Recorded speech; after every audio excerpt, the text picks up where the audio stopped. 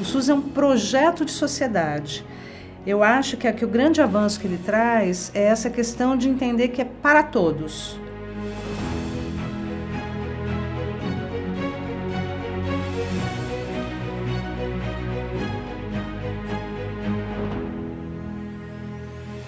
O Sistema Único de Saúde foi um grande avanço, uma construção muito importante no campo das políticas públicas no país. Ele representa para a saúde um pouco esta possibilidade da gente ter efetivamente políticas que garantam o acesso da população aos bens e serviços de saúde de maneira universal, equânime. Ele é para a população, ele é para todos, ele é um sistema de saúde que não vai diferenciar quem é que pode ou quem não pode estar usando o SUS. Todos podem. O SUS é a nossa grande política social.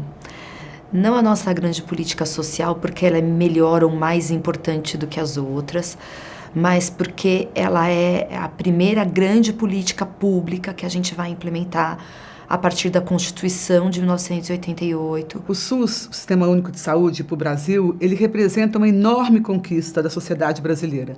Ele é fruto de um movimento amplo, chamado Movimento da Reforma Sanitária, que é um movimento que envolveu trabalhadores, sociedade civil, docentes, estudantes, enfim, um grande grupo de pessoas, né, de entidades, que durante muitos anos fez um esforço importante social para que a gente passasse a considerar a saúde como um direito. Ele é importante porque, até então, a gente podia pensar que no Brasil não existia um sistema, era uma fragmentação. Tem até autores que dizem um não sistema de saúde. Teve um grande período onde as pessoas tinham acesso àquilo que elas pagavam diretamente.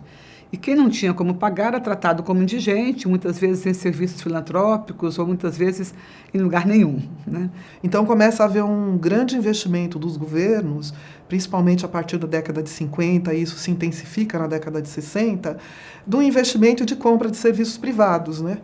Então, que também continuava. E quem pode comprar tem acesso, quem não pode não tem acesso. Durante o período de ditadura militar, o processo de pauperização foi muito grande.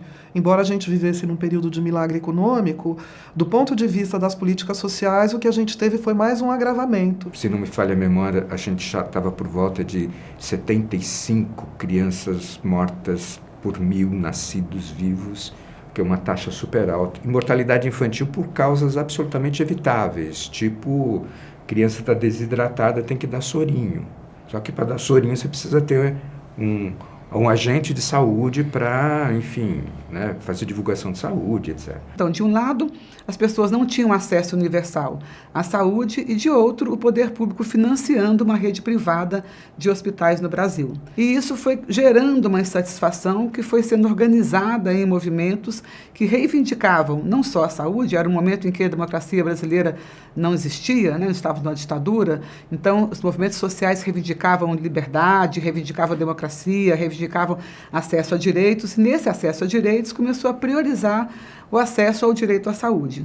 Assim, a luta por uma redemocratização do país, uma necessidade de buscar formas de assistência, não só isso, mas de cuidado em várias frentes, houve a organização de muitas frentes, né, de movimentos. Por aí a gente tem um movimento da próprio movimento da reforma sanitária, também vem nesse bojo o movimento de reforma psiquiátrica. E são movimentos que, na época do processo de redemocratização, no processo do período da Constituinte, né, de uma nova Constituição, estiveram muito mobilizados. A luta pela liberdade, pelas liberdades democráticas contra a ditadura começa a ser acompanhada de luta por direitos sociais, né? Então, a psicologia começou a se criticar, se avaliar em que medida ela poderia contribuir para esse tipo de situação. Essas demandas de saúde nascem dos dramas cotidianos das pessoas na periferia. Acho que isso é o bonito e forte dessa política, eu acho. Tem movimentos históricos na Zona Leste de São Paulo, na Zona Sul, o Movimento Popular de Saúde, o Movimento dos Trabalhadores e a própria reforma psiquiátrica brasileira, em que reivindicava o acesso público, gratuito e universal a todas e todos. E foi esse movimento que fez um caldo importante, né, para que a gente tivesse uma pressão social e pudesse, então, A gente teve em 86 a 8ª Conferência Nacional de Saúde, um marco bem importante nessa perspectiva da sociedade brasileira dizer que sistema de saúde ela gostaria de ter. Então, acho que na história do SUS, a 8ª conferência foi uma marca muito grande. Tanto que a conferência agora de 2019, que nós vamos estar realizando, que é a 16ª, ela chama 8ª mais 8. Entendendo que a gente também está, neste momento, precisando discutir esses critérios. E sempre os psicólogos tiveram uma participação importante nesse processo de discussão e nesse processo de construção daquilo que deveria orientar a construção de um sistema de saúde. Acho que hoje o que a gente tem no campo da psicologia, no SUS, na atenção psicossocial e na saúde mental, exatamente esse diálogo interdisciplinar que vai afetando a formação das pessoas. Em que medida que o saber, por exemplo, do psicólogo pode contribuir para o saber médico quando ele está cuidando de uma gestante de um pré-natal mais difícil, em que aquela gestante está numa situação de vida familiar complexa, com uma relação abusiva. Eu nem consigo separar a minha atuação profissional da política pública, na medida onde eu me proponho a ser um psicólogo da política pública. Porque é exatamente isso, que noção de Estado você tem e o que você acha que o Estado tem que dar para essa população. Como eu acredito que o Estado tem que ser um Estado que provenha, que gerencie, que distribua a renda, que cuide, eu também acho que a gente tem que ser os melhores profissionais, os mais bem formados e os mais atuantes no sentido de não se acomodar. Se alguém quer ser um profissional que vai se acomodar, não é no serviço público. Também a 8ª Conferência, ela definiu qual é o conceito de saúde que deve orientar o cuidado em saúde no Brasil. E não é saúde como ausência de doença, não é saúde como completo bem-estar biopsicossocial, como muitas vezes ao longo do século XX a gente foi considerando, mas é a saúde como resultado de um conjunto de condições que interferem na condição de vida das pessoas. Então, de moradia, de trabalho, de lazer, de acesso à alimentação, de acesso a saneamento, enfim. Então, com o SUS o que a gente tem é um avanço muito grande, né? Os 3 princípios que a gente chama de princípios doutrinários do SUS, que é a universalização. Então, todo mundo tem acesso. E são todos, as pessoas em situação de rua, os imigrantes, as pessoas que não trabalham, as pessoas que estão numa situação de muita vulnerabilidade. A integralidade é um outro princípio do SUS bastante importante, porque ele diz o seguinte: não adianta ter acesso a uma parte do que você precisa. Se esse cuidado em saúde não for integral, ele não responde àquilo que o SUS se coloca como um dever do Estado. Então, quando a pessoa toma um medicamento, o SUS já chegou antes para ver se aquele medicamento tem boa qualidade. Quando você vai num restaurante, o SUS chegou antes para saber se aquele restaurante está de acordo com as normas da vigilância. E quando a pessoa precisa de um cuidado mais específico, ela tem no SUS, na sua rede básica, na sua rede especializada, na sua rede de hospitais, na sua rede de saúde mental, na sua rede de reabilitação, ela tem uma possibilidade de um cuidado integral que possa ir desde um diagnóstico até o cuidado mais especializado que você possa necessitar. Nenhum serviço, nenhum plano, nenhum projeto de saúde garante aquilo que o SUS garante do ponto de vista da integralidade da atenção à saúde. O terceiro princípio do SUS é muito importante para complementar a universalidade e a integralidade, que é o que nós chamamos de equidade, que é uma palavrinha às vezes mais difícil da gente conversar sobre ela, mas ela significa assumir que nós somos diferentes. Então, considerar a diferença como riqueza e não como desigualdade na saúde, para que isso aconteça, eu tenho que ter a equidade.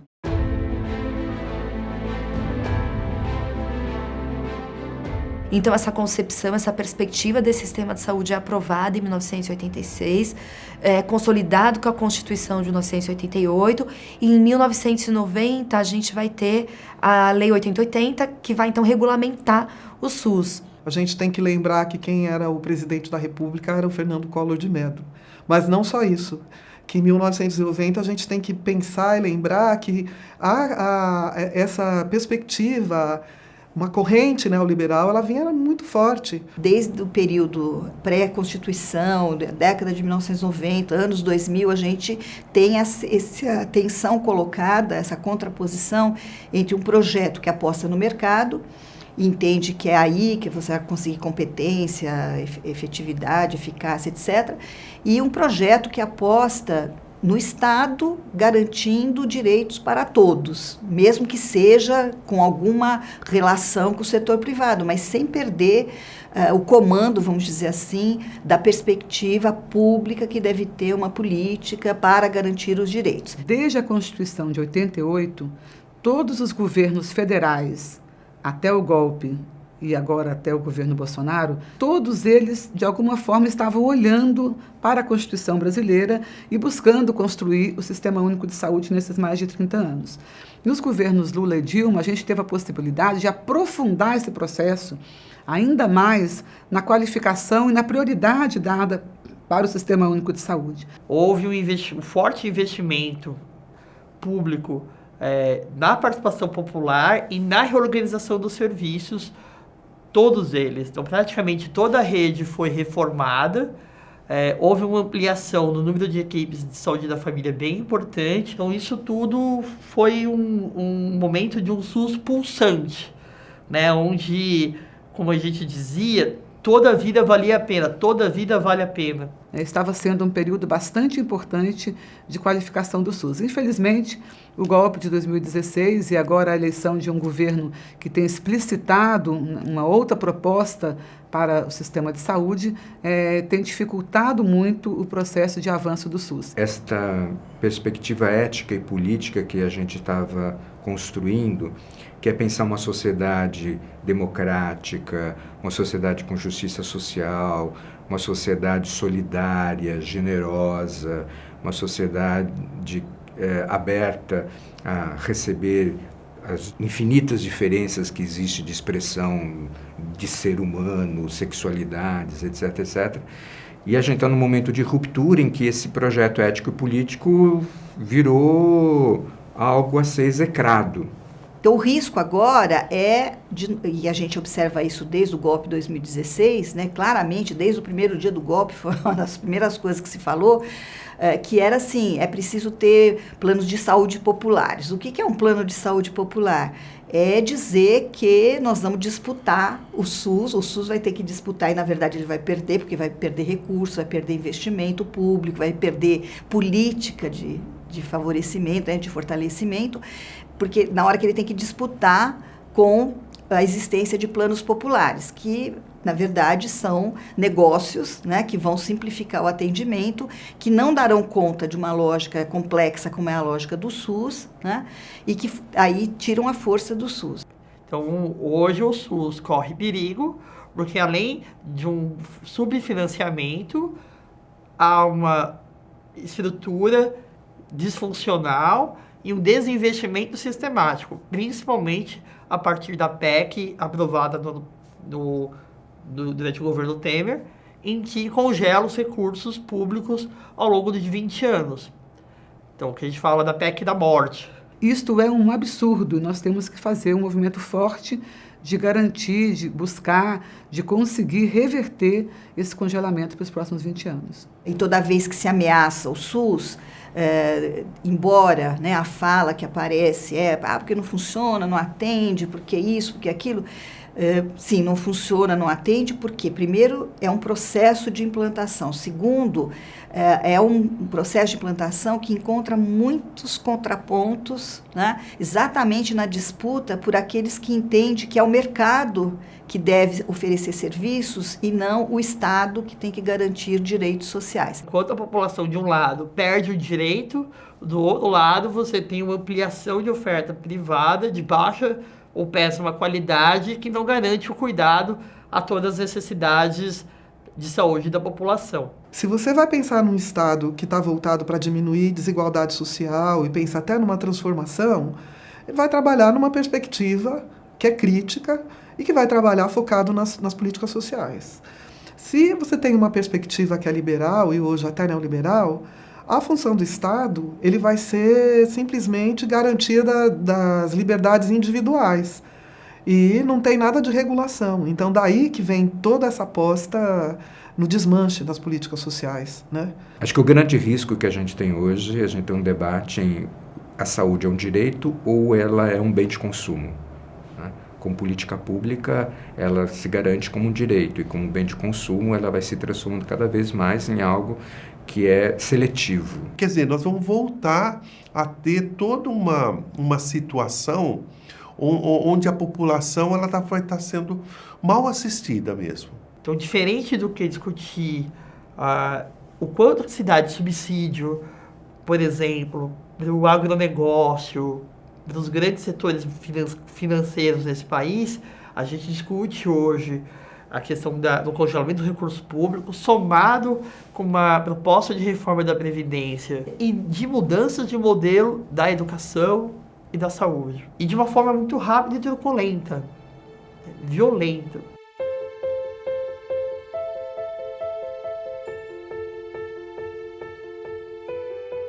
Nós tínhamos no Brasil, assim como em outros países também, uma história, né, uma história absurda, uma história triste, uma história de quebra de direitos no cuidado às pessoas com transtorno psíquico mais grave, né, chamados loucos. Durante muitos anos, a única opção colocada no Brasil para cuidar dessas pessoas eram os manicômios, hospícios, hospital psiquiátrico, é tudo a mesma coisa, né, que eram depósitos humanos, onde as pessoas ficavam ali deixadas por 20, 25, 30 anos. Às vezes tinham ido ali, como casos reais que eu conheço, porque se perdeu da mãe numa festa religiosa em São Paulo, e aí como tinha alguma questão, considerada alguma questão mental, a polícia leva para o manicômio e fica 26 anos no manicômio por causa disso, né? E aí quando a gente vai retirá-los depois, são pessoas que deixaram 26 anos da sua vida dentro dos manicômios, um espaço que rouba não só a liberdade, mas rouba a capacidade de se relacionar, o direito de ir e vir nas cidades, o direito de escolher relações afetivas, o direito de se alimentar. Nós temos uma rede potente hoje de cuidado em saúde mental aberta.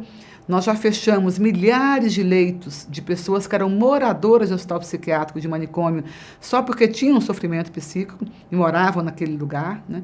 Isso é um absurdo. Nós ainda temos milhares de pessoas que temos que retirar dos manicômios para que possam morar em liberdade. E essa é uma área que o atual governo escolheu para fazer um grande golpe.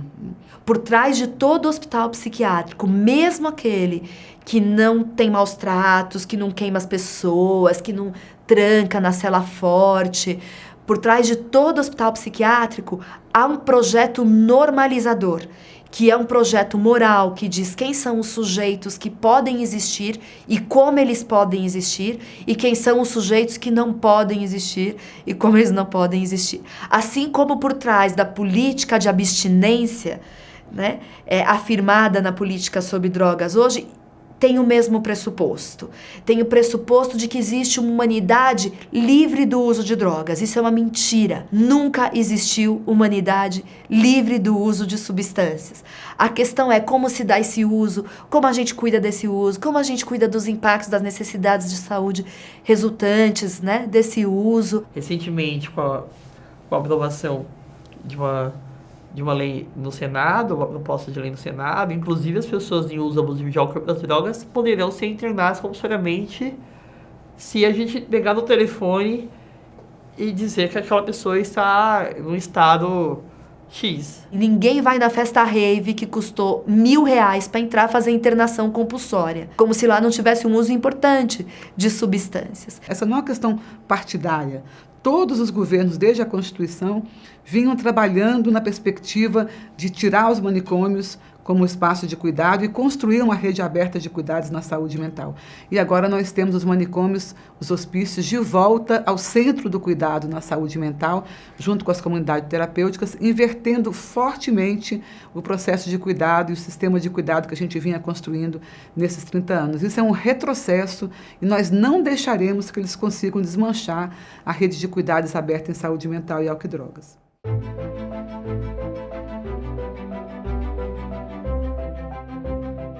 Para cada população vulnerável desse país, ou para cada população onde a gente tem uma dívida histórica, o SUS pensou e aprofundou uma política de saúde. Uma das coisas que agora mais querem aniquilar é tirar essa beleza dessa diversidade e voltar a querer que a gente seja tudo atendido num hospital muito branquinho, muito bonitinho, mas onde você não tem voz, onde você obedece, onde você consome, e sem possibilidade de refletir, se apropriar da sua saúde, da sua cidadania e do seu projeto de vida. Esse ataque à democracia é algo a que a psicologia deve se contrapor, e deve se contrapor porque a gente tem um princípio ético da nossa profissão, que é a defesa dos direitos humanos, a defesa da igualdade, que é o compromisso com a igualdade, o compromisso com uma sociedade justa e igualitária. É importante que a gente fortaleça a participação popular e outras formas de participação, que é diferente lá da década de 70,